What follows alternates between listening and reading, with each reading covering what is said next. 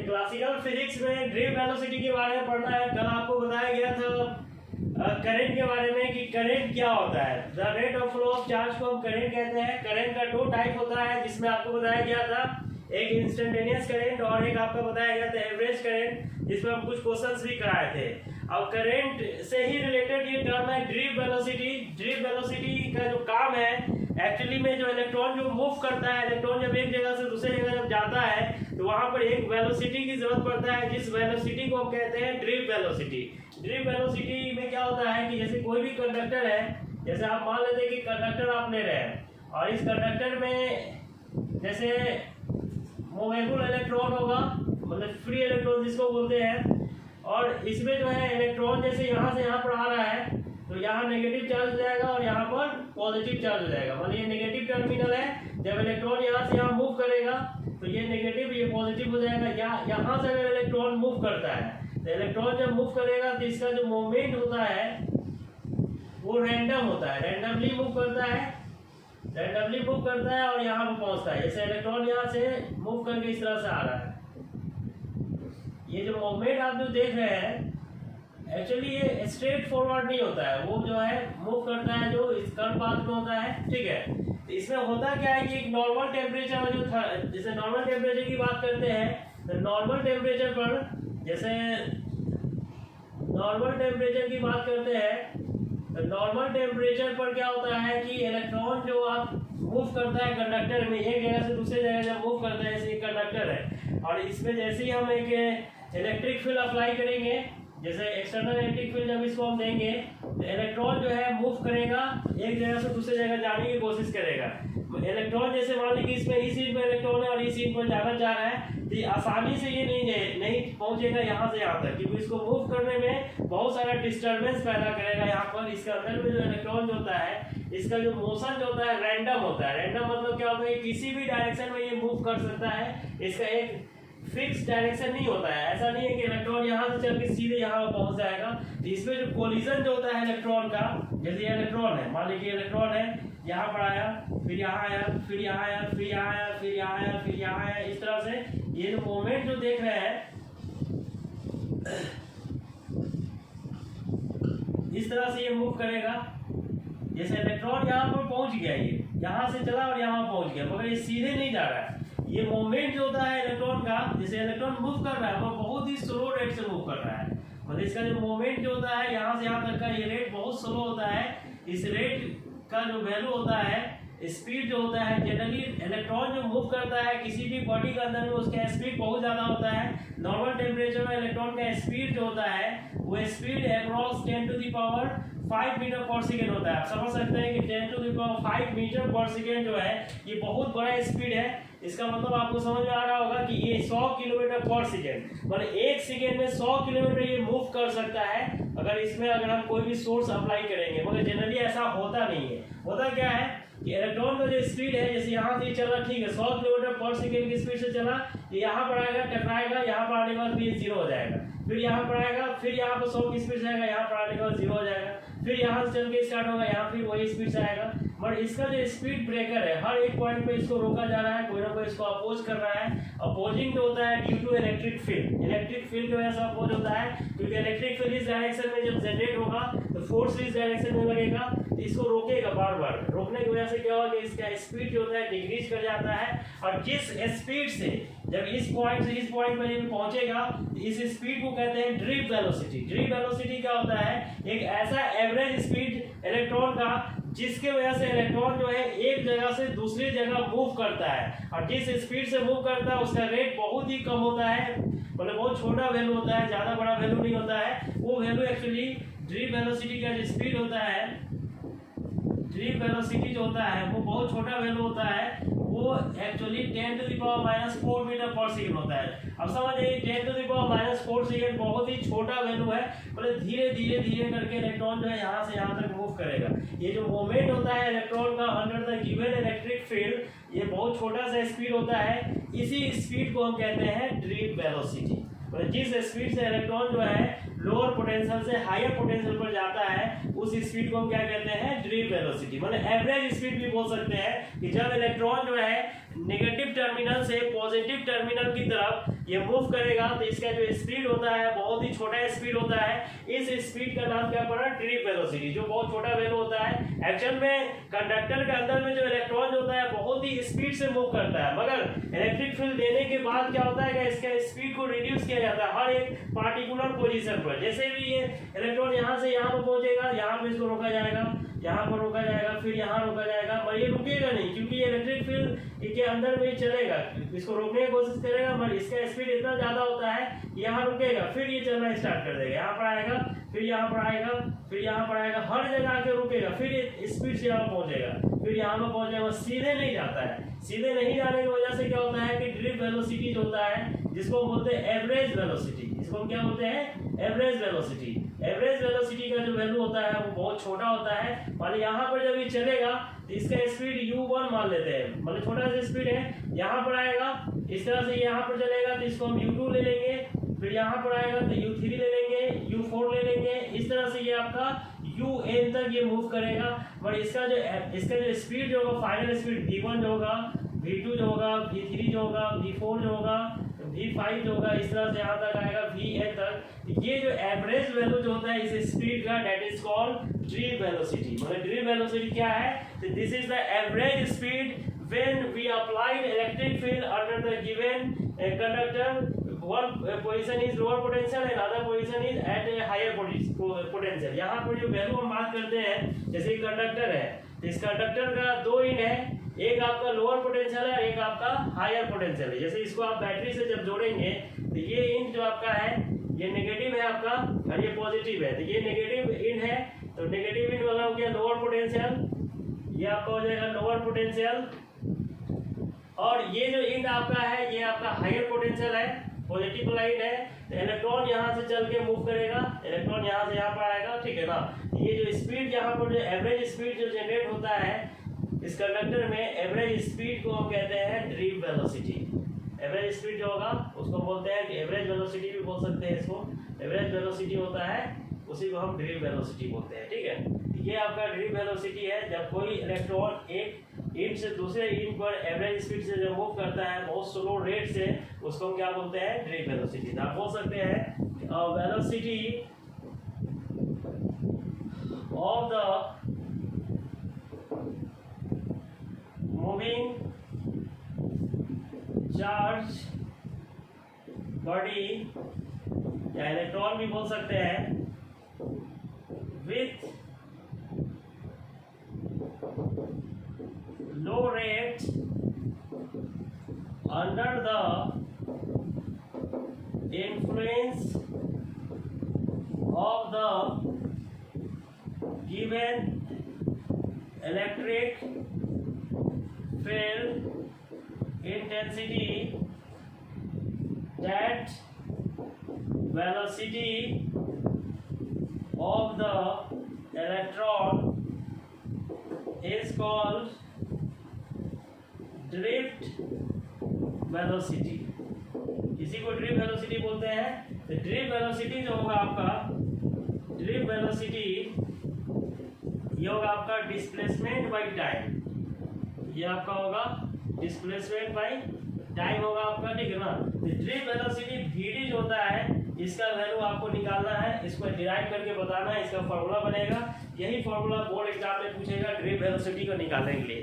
तो drift velocity क्या है समझ में आएगा, this is the average velocity, एक ऐसा वेलोसिटी जिस वेलोसिटी से इलेक्ट्रॉन जो है लोअर पोटेंशियल से हायर पोटेंशियल पर जाता है, जिसका रेट जो होता है बहुत ही स्लो होता है। एक्चुअली इलेक्ट्रॉन का रेट स्लो नहीं होता है, मगर जब पूरा फाइनल की बात किया जाए एक पोजीशन से दूसरे पोजीशन पर, ये फाइनली ये जो है मूव जो कर रहा है वो धीरे धीरे मूव कर रहा है। इलेक्ट्रॉन तो बहुत स्पीड में अंदर में ये कोलाइड करेगा। जब कोलिजन जो होता है एट नॉर्मल टेम्परेचर, जिसको थर्मल टेम्परेचर भी बोला जाता है, इस टेम्परेचर पर क्या होता है कि इलेक्ट्रॉन जो है एक दूसरे से कोलाइड करता है। कोलिजन होने की वजह से क्या होता है कि इसका स्पीड डिस्ट्रॉय हो जाता है, मतलब कि स्पीड बहुत ज्यादा है, पर इलेक्ट्रॉन जब एक दूसरे से टकराएगा तो इसका स्पीड डिस्ट्रॉय होता है। तो फाइनली जो ये एक जगह से दूसरी जगह जब इलेक्ट्रॉन मूव करेगा जिस स्पीड से, जिसको हम एवरेज स्पीड बोलते हैं, उसी स्पीड को हम कहते हैं ड्रिफ्ट वेलोसिटी।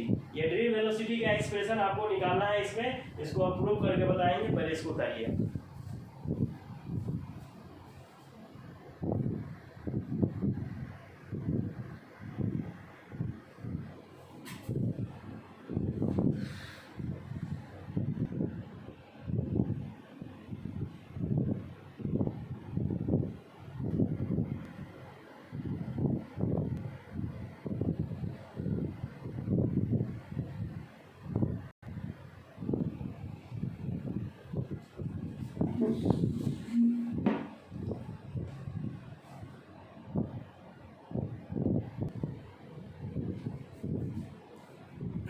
ड्रिफ्ट वेलोसिटी को आप इस तरह से डिफाइन कर सकते हैं।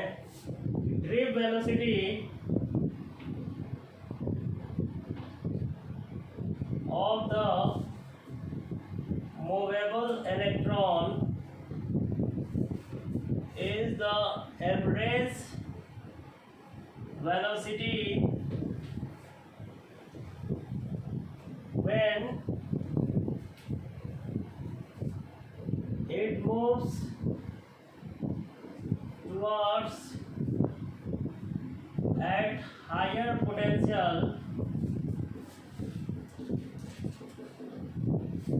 under the influence of the electric field intensity। अब जैसे कंडक्टर आपका है, तो कंडक्टर का जैसे मान लीजिए लेंथ होगा, इसका लेंथ आपका मान लेते हैं कि L लेंथ है, ठीक है ना। और इलेक्ट्रिक फील्ड जो अप्लाई किए हैं, एक्सटर्नल इलेक्ट्रिक फील्ड E है, और ये नेगेटिव टर्मिनल है, यहाँ से इलेक्ट्रॉन ड्रिफ्ट कर रहा है, ठीक है ना। ड्रिफ्ट करके आपका हायर पोटेंशियल पर आ रहा है। तो यहाँ पर इलेक्ट्रिक फील्ड जो जनरेट होगा, पोटेंशियल भी होगा इसके बीच में। पोटेंशियल मान लेते हैं कि पोटेंशियल डिफरेंस इसका जो है, इसके बीच का potential difference equal to V है। आप जानते हैं कि E equal to minus dV/dr होता है, ठीक है ना। तो इसका जो मैग्नीट्यूड आप निकालेंगे तो E इक्वल टू कितना आ जाएगा, dV/dr। तो dV इक्वल टू कितना आ जाएगा, E इंटू dr। इस केस में अगर हम बात करेंगे तो V का वैल्यू हो जाएगा E इंटू r। मतलब पोटेंशियल जो इसके अक्रॉस, इसको ड्रिफ्ट करने के लिए जो पोटेंशियल चाहिए वो कितना है, V इक्वल टू ER, ठीक है ना।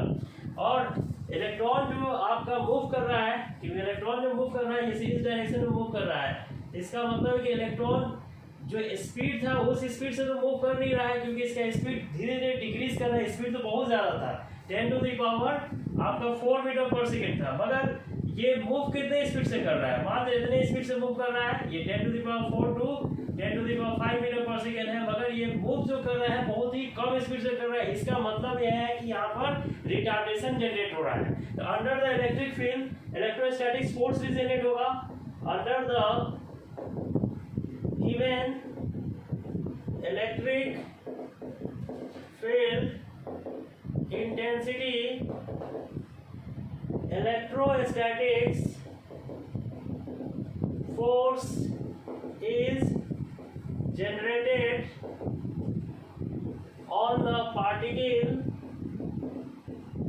which is retarded the given particle. ये पार्टिकल को रिटार्ड करता है, ठीक है ना। तो F इक्वल टू क्या होगा, F इक्वल टू हो जाएगा QE, ठीक है ना। यहाँ पे F इक्वल टू हम लिखेंगे इसको माइनस EE, क्योंकि अपोजिट डायरेक्शन में फोर्स लग रहा है, इलेक्ट्रॉन इस डायरेक्शन मूव कर रहा है। और ये वैल्यू कितना होगा, मास इनटू एक्सेलरेशन। तो एक्सेलरेशन का जो वैल्यू होगा आपका माइनस EE/m होगा। ये बता रहा है कि यहाँ पर रिटार्डेशन हो रहा है, रिटार्डेशन की वजह से आपका वैल्यू जो है धीरे धीरे घट रहा है, ठीक है ना। तो under the thermal value of the given conductor, जैसे इनिशियल कंडीशन में हम बात करें तो इसका जो वैल्यू है, इनिशियल स्पीड जो होगा, initial velocity of the electron will be u1 vector, u2 vector, u3 vector and so on to un vector, ठीक है ना। But एवरेज वेलोसिटी क्या होगा इनिशियल कंडीशन में, एवरेज वेलोसिटी जो होगा इनिशियल कंडीशन में यू एवरेज, क्योंकि ये वेलोसिटी जो है जब इलेक्ट्रिक फील्ड अप्लाई नहीं किए थे तो ये इलेक्ट्रॉन कोलिजन कर रहा है मगर कंडक्टर में, कंडक्टर से बाहर नहीं आएगा। जैसे आप देखते हैं कि जब कोई पोटेंशियल जब अप्लाई करते हैं तब जाके करंट फ्लो करता है। क्या बैटरी नहीं जोड़ेंगे तो किसी भी कंडक्टर से करंट फ्लो करेगा? नहीं करेगा। इसलिए नहीं करेगा कि वहां पर आपका कोई फील्ड जनरेट नहीं हुआ, कोई पोटेंशियल जनरेट नहीं होता है। मतलब इलेक्ट्रॉन मूवेबल है, इलेक्ट्रॉन मूव कर सकता है। और यहाँ पर जो एवरेज वेलोसिटी की बात किया जाएगा तो u1 plus u2 plus u3 and so on to un की बात अगर हम करेंगे तो एवरेज वेलोसिटी इस कंडीशन में 0 होगा इनिशियल कंडीशन में। फाइनल कंडीशन में इसका वेलोसिटी अलग होगा क्योंकि यहाँ पर टाइम लेप्स करते हैं, यहाँ से आएगा तो टाइम पीरियड अलग होगा, यहाँ से टाइम अलग होगा, यहाँ से अलग होगा। मान लीजिए कि यहाँ से यहाँ तक आने में टाइम जो ले रहा है t1, इसको रिलैक्सेशन टाइम बोला जाता है, टाउ जिसको बोलते हैं, ये टाउ 3 होगा, रिलैक्सेशन टाइम होगा। वेलोसिटी v1 है, v2 है, v3 है। तो फाइनल वेलोसिटी अलग होगा जब इलेक्ट्रिक फील्ड अप्लाई करेंगे। बट आप इसको उतारिए तो फिर बताते हैं आगे क्लास चलेगा।